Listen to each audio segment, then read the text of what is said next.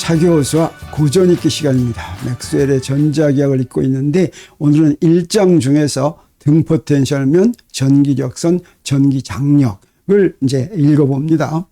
지난 시간에 전기장과 포텐셜에 대해서 배웠죠. 이제 포텐셜을 배웠는데 이퀴포텐셜 서피스가 있습니다. 우리말로는 등 포텐셜면, 그리고 흔히 등전위면이라고도 하죠.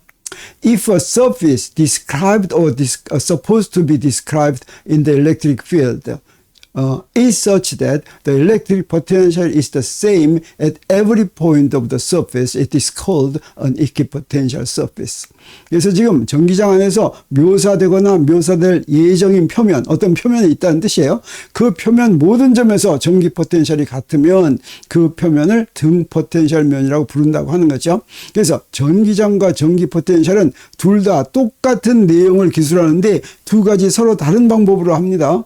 그리고 특히 전기장이나 전기 포텐셜이 전부 다 무엇의 함수냐 하면 위치 벡터 R의 함수죠. 다시 말하면 공간의 각 점마다 위치 벡터가 바로 공간의 각 점을 이제 표시하는 거니까 정해져 있어서 이 전기장은 위치 벡터 R의 함수인데 그 전기장은 벡터량이죠. 이랬을 때 이걸 뭐라고 부르냐면 벡터장이다 이렇게 부르죠. 필드는 공간의 각 점마다 무엇이 정해져 있으면 장입니다. 근데 공간의 각 점마다 벡터가 정해져 있으면 벡터장이다. 그래서 전기장은 벡터장의 일종이다 이렇게 얘기할 수 있겠죠. 근데 전기 포텐셜은 어떠냐? 전기 포텐셜은 각 점마다 스칼라량이 정의가 되어 있죠. 그래서 이건 스칼라장이다, 스칼라 필드다 이렇게 부릅니다. 그래서 전기장이나 전기 포텐셜이나 다 똑같이 어떤 성질을 얘기하냐면 전하가 전기력을 받는 공간을 얘기합니다. 그러면 이제 전하를 가져오면 공간에 전하를 가져오면 그 전기장 또는 전기 포텐셜이 주어져 있을 때 그 전기력이 어떤 방향으로 작용할지 궁금하죠. 이제 양전하를 갖고 왔다고 하겠어요. 그러면 그 전기력의 방향은 전기장으로 설명하면 어떤 방이냐면 전기장에서는 전기장의 방향으로 전기력이 작용합니다.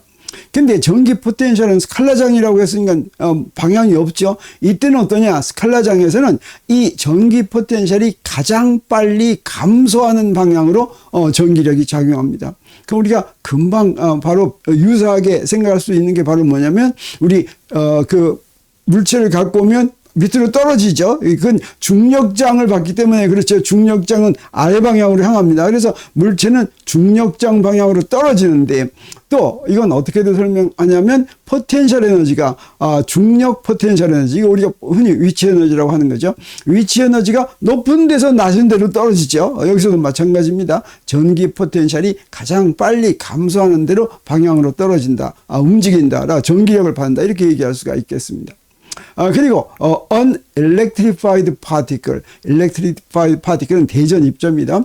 Constrained to rest upon such a surface will have no tendency to move from one part of the surface to another because the potential is the same at every point. 등 포텐셜면에서 정지해 있도록 구속된 대전 입자는 그 표면에서 한 부분에서 다른 부분으로 이동하지 않고 그 표면 내에서는 어떻습니까? 그 표면 방향으로는 전기력 받지 않죠. 전기력은 어떤 방향으로 받는다고 그랬습니까?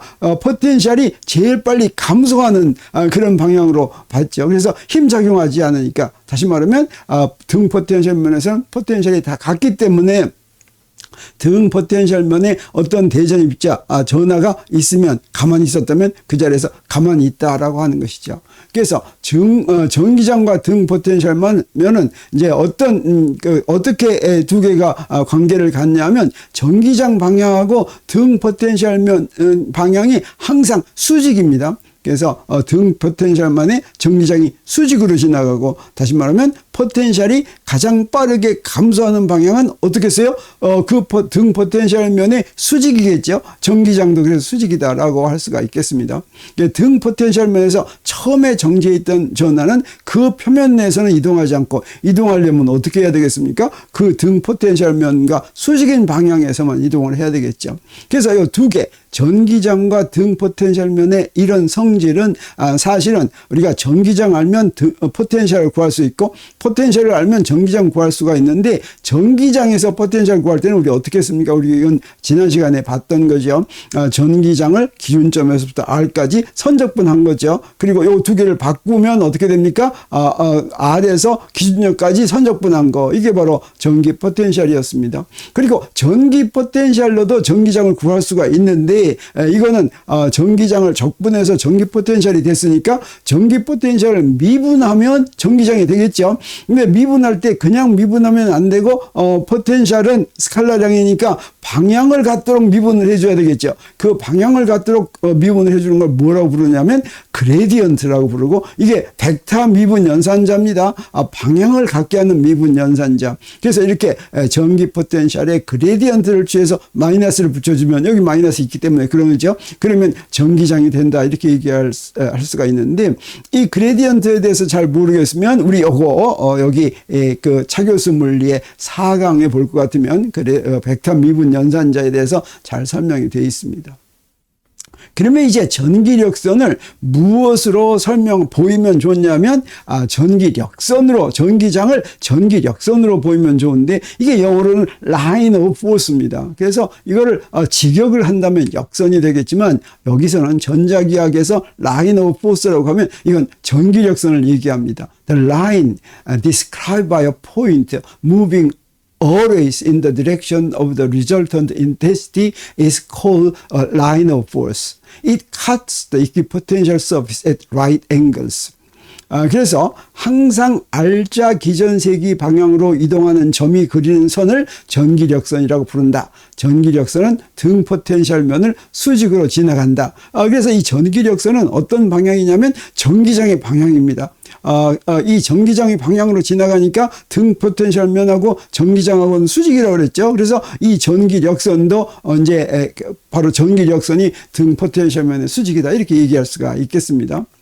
The properties of lines of force will be more fully explained afterwards because Faraday has expressed many of the laws of electrical action in terms of his concept of lines of force drawn in the electric field and indicating both the direction and the intensity at every point. 그래서 페러데이는 이 뒷부분을 먼저 번역하는데 페러데이는 전기적 작용과 관계된 많은 법칙과 각 점에서 전기장의 방향과 세기 모두를 무엇으로 다 설명했냐면 전기장에 그린 전기력선으로 다 설명했습니다. 그래서 그 전기력선에 그가 부여한 개념을 이용해서 설명했다고 하는 거죠. 그런 이유로 전기력선의 성질에 대해서는 나중에 더 충분하게 자꾸자꾸 이야기가 나온다는 얘기입니다. 그러면 이 전기력선은 패러데이가 맨 처음에 제안했다고 하는 것이죠. 오늘날 전기력선을 어떻게 설명하는지 보겠습니다. 전기력선은 무엇을 보여주려고 그린 선이냐면 전기력선이란 뭘 보여냐면 전기장의 모습을 시각적으로 알아보도록 그린 것입니다. 그래서 사실은 이 전기력선을 오늘날 이름을 지었다면 전기장선 이렇게 짓는 게 좋겠습니다. 그런데 전기력선이라고 지은 것은 바로 역사적인 의미가 있는 것이죠. 아까 여기서 그 맥스웰 책에서도 볼 수 있듯이 이걸 어떤 거냐면 그 전기장의 방향으로 어떤 전화가 있으면 전기장 방향으로 움직이는 그 힘받는 그 선을 따라갔다라는 뜻이고 사실은 패러데이 시대 또는 맥스웰 시대 전자기 현상을 설명하는데 전자기 현상이 일어나는 원인이 무엇인지 모를 때라고 그랬죠. 그래가지고 뉴턴의 역학을 이용을 해서 이 전자기 현상을 설명하려고 그래서 뉴턴의 역학과 굉장히 유사한 그런 현상이다. 전자기 현상이 그렇게 생각을 했던 것입니다. 그래서 많은 뉴턴 역학적인 용어가 전자기학에 남아 있습니다. 그러면 이 전기장의 모습을 시각적으로 알아보도록 그린 선인데 오늘날 이 전기력선을 설명할 때는 어떻게 하냐면 우리 점전화가 있으면 그 점전화 주위의 전기장을 우리 눈에 보이게 그리려면 어떻게 그릴 수가 있냐면 바로 이렇게 그릴 수가 있습니다. 그래서 양전화에서는 전기장이 바깥으로 나가죠. 그래서 이렇게 전기력선이 바깥으로 나가는 것처럼 이렇게 그릴 수가 있고 그다음에 음전에서는 이렇게 들어오죠. 이렇게 들어오는 방법으로 이렇게 그릴 수가 있습니다. 이건 우리가 전기장에 대해서 별로 전자기학에 대해서 별로 알지 못하더라도 이렇게 바로 그릴 수가 있습니다. 그래서 이 전기력선을 또 두 점전화가 있다면 어떻게 그릴까? 여기 양전화 두 개가 있으면 양전화와 음전화가 있으면 어떻습니까? 양전화에서 전기력선이 나와서 음전화로 들어가면 되겠죠. 근데 양전화가 두 개 있으면 다 이렇게 나오기만 해야 되니까 이렇게 밀치는 방향으로 이렇게 그려야 되겠습니다. 그래서 이런 전기력선을 그릴 때 사실은 이거 전기장을 구한 다음에 그 전기장 모습대로 그려야 되겠지만 전기장을 미리 구하지 않더라도 대강 그릴 수가 있습니다. 어떻게 그리냐면 항상 여기서 얘기한 것처럼 양전에서 전기력선이 나오고 음전화로 들어가도록 이렇게 화살표 모양을 하죠. 그렇게 그립니다. 그리고 또 하나는 전기력선은 절대로 교차하거나 합쳐지거나 갈라지지가 않습니다. 두 개가 이렇게 교차하지도 않고 하나가 두 개가 되지도 않고 그런다고 하는 것이죠. 그리고 전화 분포의 대칭성을 해치지 않도록 그린다고 하면 이 정도 가이드라인 가지면 어때요? 전기자기학을 전혀 몰라도 전기력선을 대강 그릴 수 있다고 하는 것이죠. 그러면 전기력선에 어떤 성질을 부여할 것 같으면 전기장을 제대로 설명할 수가 있느냐 이렇게 하면 됩니다. 여기 지금 두 양전화가 있는데 전기력선을 이렇게 그렸다고 한다면 자, 이 전기력선을 보고서 전기장을 알아내야 되겠죠. 그 전기장을 알아내려면 그 전기장의 방향과 세기를 알아내는데 방향은 어떻게 정해지느냐? 방향은 전기력선에서 그 전기력선의 접선인 방향으로 전기장이 방향을 향한다. 다시 말하면 이 화살표 방향으로 전기장이 생긴다. 이런 뜻이 되겠습니다. 그래서 이렇게 그리면 되겠어요. 이 점에서의 전기장은 이 점에서의 접선 방향. 우리가 어떤 방향을 하려면 꼬부라지면 안 되죠. 그 점에서 접선으로 일직선으로 그려야지 이렇게 된다고 하는 거죠.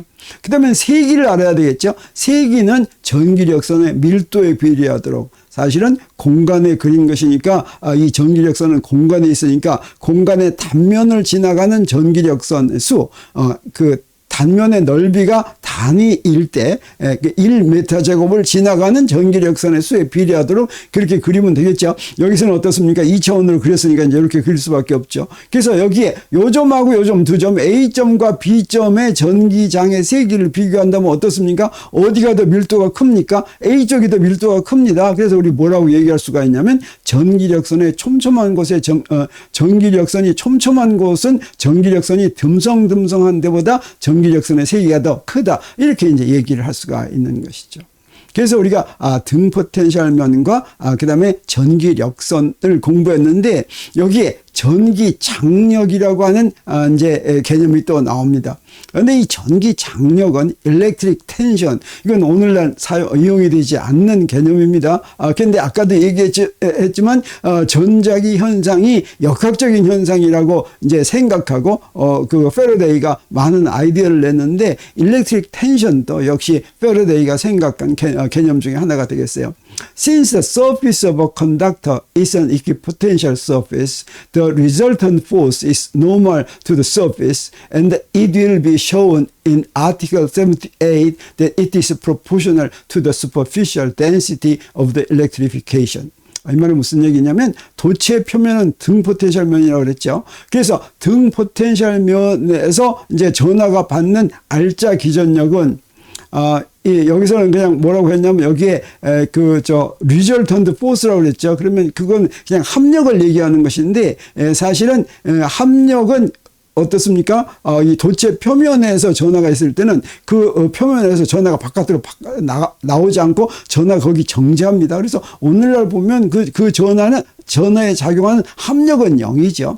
근데 그 전하가 받는 전기력, 알짜 전기력. 그래서 전기력을 합한 거, 그 알짜 기존 전기력은 그 표면의 수직인 방향을 향하고 앞으로 78절에서 그 알짜 전기력이 표면 전하 밀도에 비례하는 것을 알게 된다. 이건 우리도 이제 가우스 법칙으로 바로 알 수가 있는데 그 기전력은 전하 곱하기 전기장 하면 되는데 전기장이 바로 무엇에 비례하냐면 이 표면에서 도체 표면에서의 전기장, 표면 바로 바깥에서의 전기장은 전하 밀도에 비례하죠. 그래서 이 말이 바로 그 얘기가 되겠습니다. 그래서 알짜 전기력이 표면 전하 밀도에 비례하는 것을 알게 된다. This force which acts out as a tension on every part of the conductor will be called electric tension. It is measured like ordinary mechanical tension by the force exerted on unit of area. 그래서 이렇게 작용하는 힘, 다시 말하면 도체 표면에 있는 전하의 알짜 그 전기력이 표면에 수직으로 작용하는 것처럼 이렇게 작용하는 이 힘을 뭐라고 부르냐면 그 장력처럼 바깥쪽으로 작용하기 때문에 이걸 전기장력이라고 부르는데, 이 전기장력은 보통 역학적인 장력처럼 단위 넓이에 작용하는 힘으로 측정된다. 그래서 이렇게 단위 넓이에 작용하는 힘으로 측정되는 것을 오늘날은 그걸 뭐라고 부르냐면 스트레스라고 부릅니다. 그리고 이걸 변형력이라고 부르는데, 이 전기 장력을 그 변형력처럼 생각한다라고 하는 것이죠.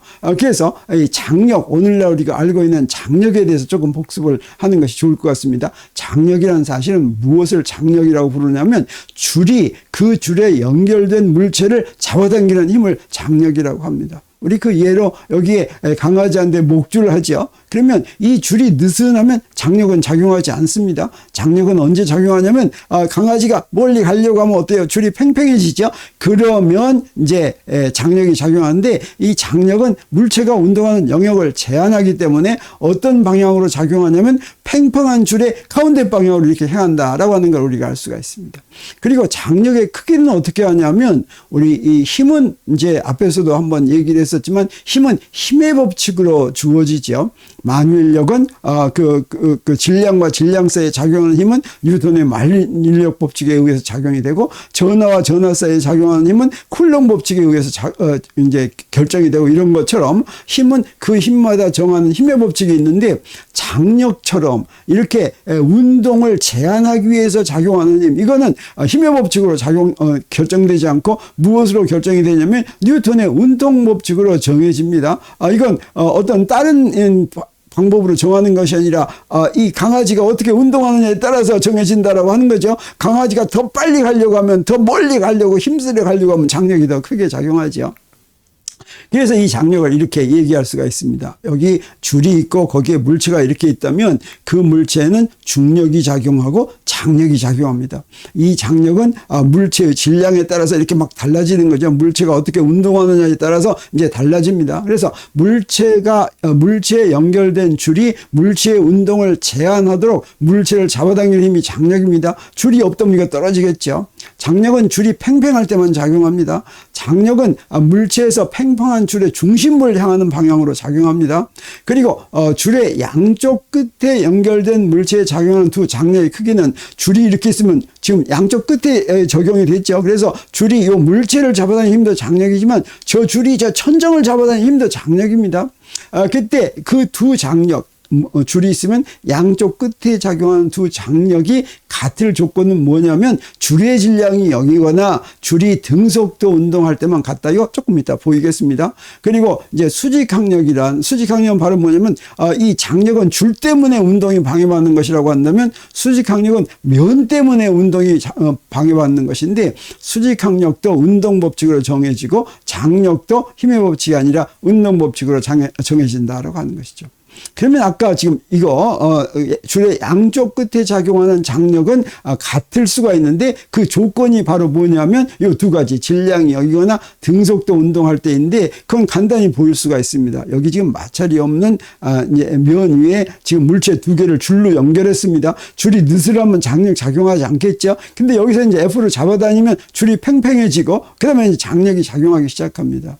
이랬을 때 양쪽 두 물체의 질량을 M1, M2라고 하고 가운데 있는 줄의 질량을 M이라고 하겠습니다. 그러면 요 각 물체는 힘이 작용하는데, 먼저 줄이 양쪽 끝에 있는 M1, M2를 작용하는 힘, 요걸 뭐라고 하면 되겠어요? 장력 T1, T2다 이렇게 얘기하면 되겠죠.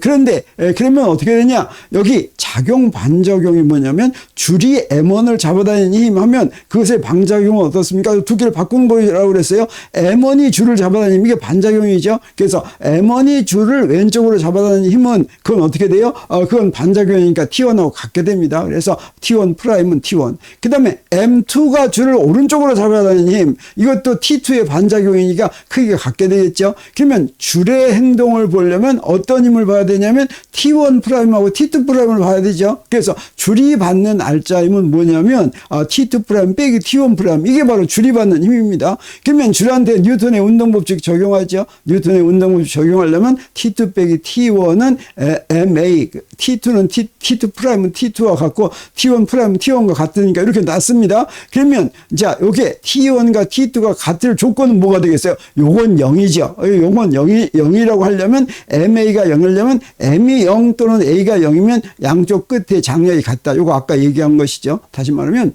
줄의 질량을 무시할 수 있으면 무시할 수 있을 정도로 작으면 양쪽 끝에 이제 장력이 같고, 또는 그 줄이 등속도 운동하면 가속도가 0이면 양쪽 끝에 장력이 같다라고 하는 걸 알 수가 있습니다. 근데 우리 보통 장력하면 줄에 걸리는 장력 이렇게 얘기하죠. 그러면 줄에 걸리는 장력이란 바로 무슨 얘기일까? 우리 아까 이렇게 얘기를 알았었는데, 이렇게 F로 잡아다닌다고 한다면, 자, M1과 M2가 이렇게 있는데 여기 양쪽 이 줄의 질량을 무시할 수가 있어서 양쪽 장력이 T로 같다고 하겠습니다.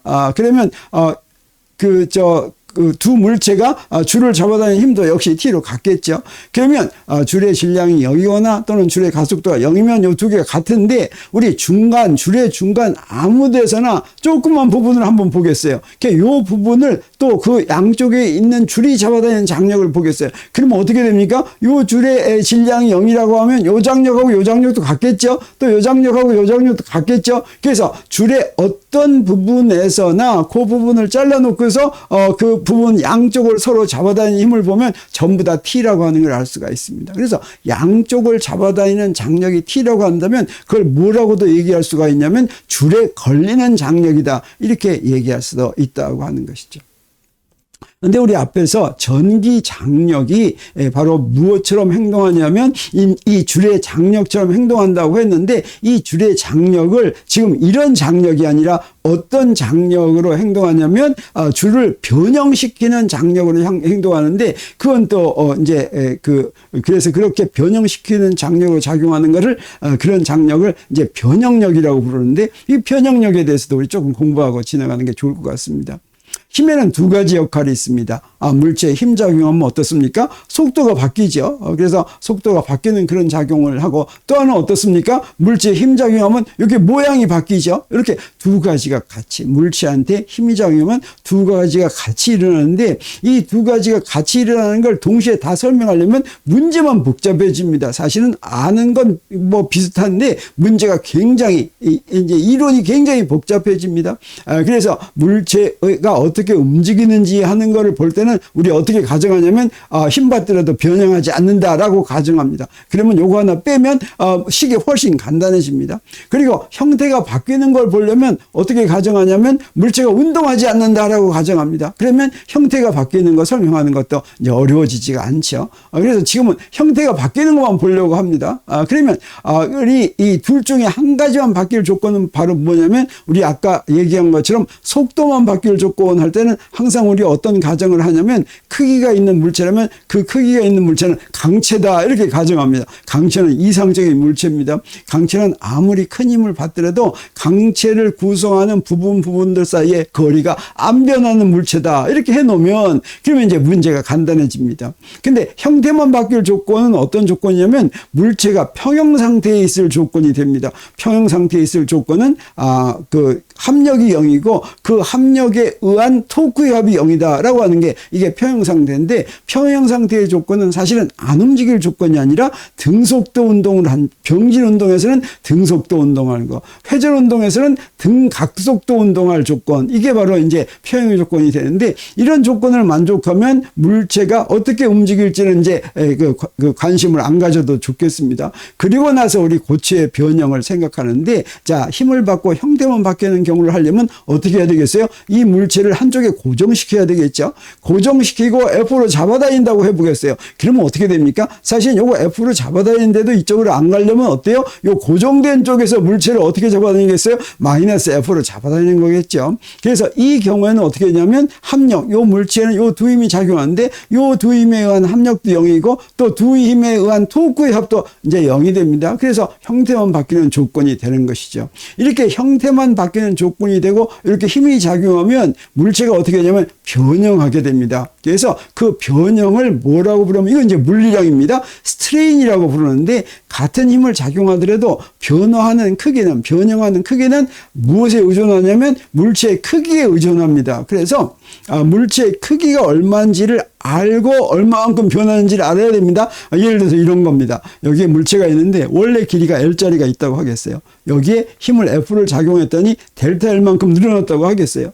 근데 이번에는 두 개를 연결해 놓은 거를 F를 잡아다녀 보겠습니다. 그러면 얼마만큼 늘어나겠습니까? 이거 당연히 얼마만큼 늘어나냐면 자 여기다가 F로 작용하면 요놈 F로 작용하고 요놈이 또 요놈 F로 이쪽으로 작용하죠. 그러면 그게 반작용이 여기 또 F죠. 그래서 요놈도 F로 작용하고 요놈도 F로 작용하니까 요놈도 델타 L만큼 일어나고 요놈도 델타 L만큼 늘어나서 전체적으로 얼마가 늘어나겠습니까? 2델타 L 늘어나겠죠. 그래서 사실은 늘어난 정도는 무엇이 알려주냐면 원래 길이로 나눈 거, 델타 L을 원래 길이로 나눈 거. 그건 여기서나 같죠. 이걸 뭐라고 부르냐면 변형이라고 합니다. 그래서 이 변형은 물체의 크기가 얼마인지에 관계없이 그 변형한 정도를 나타내주는 양이다. 이렇게 얘기할 수가 있고 이 변형을 뭐라고 부르냐면 영어로는 스트레인이라고 합니다. 그래서 이건 변형, 스트레인 이거 다 물리량입니다. 그 물리량이란 뭐라고 그랬습니까? 숫자로 표현하는 양이라고 그랬죠. 그리고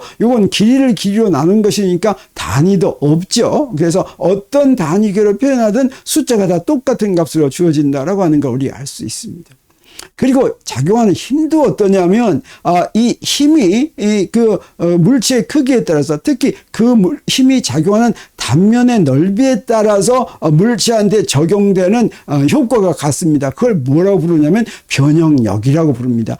이거를 이제 영어로는 스트레스라고 사실은 스트레스를 우리가 이제 번역해 놓은 게 변형력인데 같은 힘을 작용하면 변화하는 크기는 그 힘이 작용한 단면의 넓이에 의존한다고 하는 거죠. 그래서 똑같이 이런 예를 들어보겠어요. 길이가 L인데 여기에 힘 F를 이제 작용했더니 델타 L만큼 늘어났다고 하겠어요. 근데 요거 두 개를 옆으로 이렇게 놓으면 어떻게 됩니까? 힘이 작용한 단면이 두 배로 커졌죠. 그러면 얼마만큼 늘어나겠습니까? 그러면 각각한테는 얼마만큼 작용한 셈이 되겠어요? 2분의 F씩 작용한 셈이 되겠죠. 그러면 사실은 길이가 얼마만큼 늘어나요? 전체 길이가 2분의 델타 L만큼 늘어납니다. 그래서 우리가 그 힘의 효과를 보려면 그 힘의 효과를 요 단면의 넓이로 나눈 것으로 해야지 그 효과가 제대로 보여진다고 하는 걸 우리 알 수 있어요. 그래서 작용한 힘을 그 힘이 작용한 넓이로 나눈 거 이걸 변형력이라고 부릅니다. 그러면 변형력의 단위는 뭐가 되겠습니까? 그건 힘의 단위가 아니에요. 힘을 넓이로 나눴으니까 그건 이제 압력의 단위가 되겠죠. 그래서 압력의 단위 파스칼로 표시한다고 하는 거죠. 근데 이렇게 변형과 변형력을 정의할 것 같으면 물질마다 둘 사이는 특별한 관계가 있습니다. 고체에서 변형이 너무 크지 않으면 변형력은 변형에 비례한다 이렇게 얘기할 수가 있습니다. 그래서 이걸 말로 얘기하면 변형력은 변형에 비례한다. 스트레스는 스트레인에 비례한다. 이걸 식으로 쓰면 어떻게 됩니까?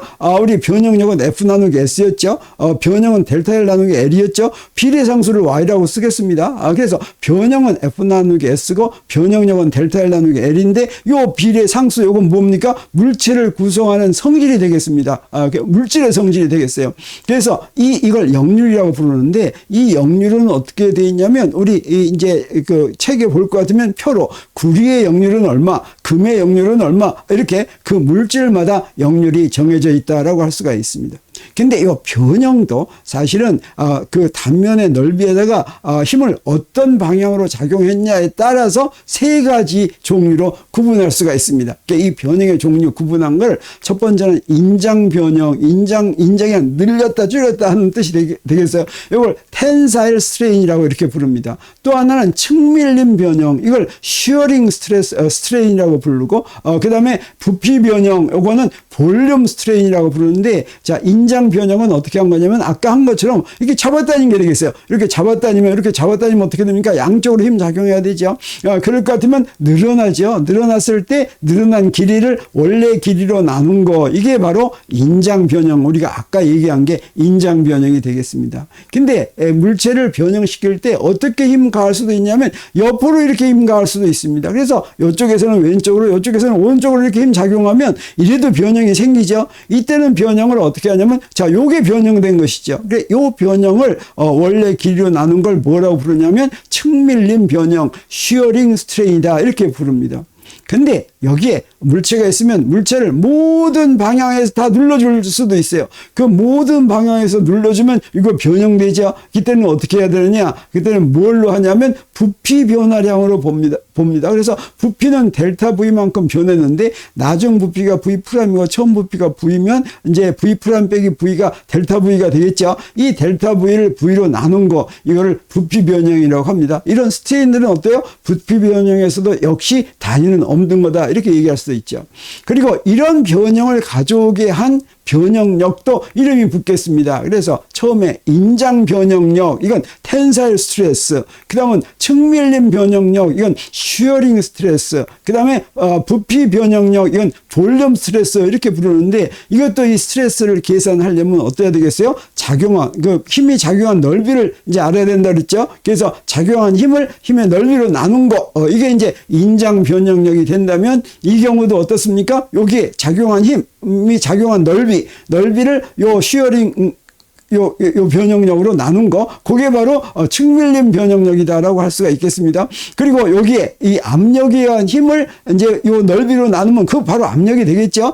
그걸 바로 이제 부피 변형력이라고 하는데, 이 부피 변형력은 뭐와 똑같은 거냐면 압력과 같게 된다고 하는 거죠. 그러면 이 세 경우 모두 변형력은 변형에 비례하는데, 이거 어떻게 쓸 수가 있냐면 세 종류 모두 변형력은 변형에 비례하고, 그 변형에 비례하는 아까 역률 같은 그걸 뭐라고 부르냐면 모듈러스라고 부릅니다. 그래서 스트레스는 스트레인의 비례하는데 그 비례 상수가 모듈러스입니다.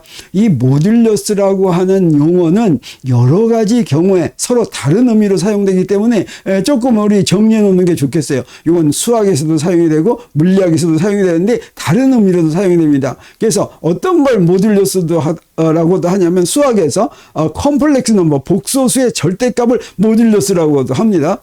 그 다음에 벡터의 크기를 모듈러스라고도 합니다. 앱솔루트 매그니튜드라고도 하지만 그걸 모듈러스라고도 부릅니다. 그리고 행렬의 크기를 나타내는 것인데 그것도 모듈러스 오브 매트릭스라고도 얘기합니다. 그리고 이제 물리에서는 두 물량 사이의 비례 상수를 일반적으로 모듈러스라고 합니다. 그래서 일레스티시티, 이 탄성 정도의 비, 그걸 모듈러스 오브 일레스티시티라고 하고, 그 다음에 강도의 비, 이걸 모듈러스 오브 리지디티라고 하고, 그 다음에 비틀림 정도의 비, 이걸 모듈러스 오브 토션이라고 이렇게 얘기합니다. 이것처럼 모듈러스는 어떤 두 물리량 사이의 비를 나타낸다고 하는 거죠. 여기 지금 변형에 대해서도 세 가지 서로 다른 변형이 있었죠. 그 세 가지 서로 다른 변형도 모듈러스로 표시하는데, 인장 변형에 대한 모듈러스를 뭐라고 부르냐면 영스 모듈러스, 이렇게 부릅니다. 그래서 이 영스 모듈러스는 어떻습니까? 인장 변형력은 인장 변형에 비례하는데 그 모듈러스가 바로 역률이다, 이렇게 얘기할 수가 있겠죠. 그리고 쉬어링 모듈러스도 있습니다. 그건 바로 무엇입니까? 쉬어링 스트레스가 쉬어링 스트레인에 비례하는데 그 비례 상수를 쉬어링 모듈러스라고 이렇게 부릅니다. 역률과 쉬어링 모듈러스는 두 개가 같지가 않습니다. 어떤 게 더 크겠습니까? 이 쉬어링 모듈러스가 훨씬 좀 작은 경우가 많습니다. 그리고 부피 탄성률, 이건 볼륨 모듈러스라고 얘기하는데, 요거는 여기 아까 얘기한 것처럼 압력이 볼륨 스트레인에 비례할 때 여기에 마이너스가 나오는 건 항상 델타 V는 어떻게 됩니까? 0보다 작죠. 그래서 이 압력이 0보다 큰 걸로 하려면 그리고 모듈러스를 0보다 큰 수로 하려면 여기 앞에를 마이너스로 이렇게 해야지 되겠습니다. 그래서 우리 이제 이렇게 인장 스트레스에 대해서 공부했는데, 전기 장력, 일렉트릭 텐션을 생각한 것이 우리가 역학적 현상하고 비슷하게 봤다고 그랬죠. 그 역학적 현상하고 비슷하게 봤을 때 무엇에 해당하는 것이냐면 바로 저 텐사일 스트레스에 해당하는 거라고 할 수가 있습니다. 그래서 일렉트릭 텐션하고 미케니컬 스트레스 두 개에 대해서 이제 전기 장력을 설명하면서 우리 맥스웰의 전자기책에 이렇게 설명이 됐습니다. We shall find that the conception of Faraday that this electric tension exists not only at the electrified surface but all along the line of force leads to a theory of electric action as a phenomenon of stress in a medium. 그래서 패러데이가 전기 장력이 우리 이 도체 표면에 있는 전하들이 도체 표면에 수직한 방향으로 작용한다고 그랬죠. 근데 이 전기 장력은 거기에만 작용하는 것이 아니라 전기력선을 따라서 전부 전기 장력이 작용한다. 이렇게 생각했습니다. 바로 장력이 어떻습니까? 줄이 있으면 양쪽 끝에서만 작용하는 것이 아니라 그 중간에 장력을 전부 생각할 수 있는 것처럼 전기 장력을 그렇게 생각한 겁니다. 그래서 이 전기력선을 따라서 쭉 작용한다고 생각하고 그 개념으로 무엇을 설명했냐면 이 전자기파가 진행하는 것을 이 전기장력으로 설명을 했습니다. 그래서 역사적으로 우리 앞으로 이제 설명하게 되겠지만 역사적으로 빛이 전자기파 일종이다라고 하는 것을 이제 패러데이 시대에 와서 알게 됐습니다. 근데 어떻습니까? 빛이 전자기파다라고 한다면 전자기파는 파동이니까 우리 역학에서 우리 뭘 배웠냐면 파동은 반드시 매질이 있어야 되겠죠. 그래서 전자기파도 반드시 매질이 있어야 된다고 생각하고 그 매질이 무엇인지 찾았습니다. 왜 그러면 빛의 매질이 무엇인지는 잘 눈에 보이지 않았어요. 자, 그걸 설명할 때 빛의 매질은 굉장히 강도가 높은 그냥 탱탱한 그런 물질이다라고 생각했습니다. 그러나 잘 관찰이 안 되는 거라고 생각했죠. 그리고 거기에 전기 장력이 작용해가지고 팽팽하면 팽팽할수록 어떻습니까? 그게 전달되는 속도가 더 빠르겠죠. 자, 그렇게 설명한 것입니다. 그래서 줄을 흔들 것 같으면 줄에 이제 파동이 생기죠. 그 줄에 파동이 생기는 걸 무엇으로 설명하냐면 바로 이 장력이 작용해가지고 장력이 움직이는 것을 연결해 줍니다. 그래서 줄에 생기는 파동을 설명하려면 파동방정식으로 설명하는데 이 파동방정식은 바로 줄에 생기는 장력을 뉴턴의 운동방정식에 대입할 것 같으면 그 파동방정식이 나오는데 전자기파에 대한 파동방정식을 구할 때도 바로 이런 전기장력, 일렉트릭 텐션 때문에 이런 전자기파가 생긴다라고 설명하려고 시도한 것이죠. 근데 이제 결과를 얘기할 것 같으면 우리 어떻습니까?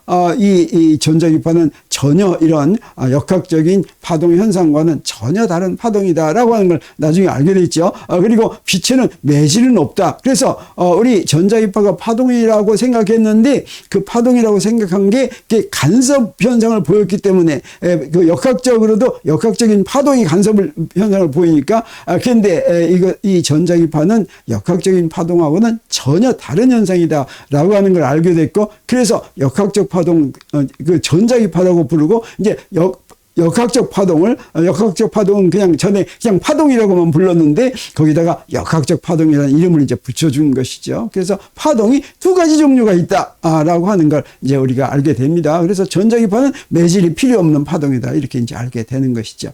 자, 그래서 오늘은 지금 세 가지를 했는데 너무 시간이 많이 나갔습니다. 등 포텐셜면 그리고 전기력선 그리고 전기장력 이 세 가지에 대해서 우리 맥스웰 전자기학에서 읽었습니다. 오늘 강의는 여기서 마치기로 하겠습니다.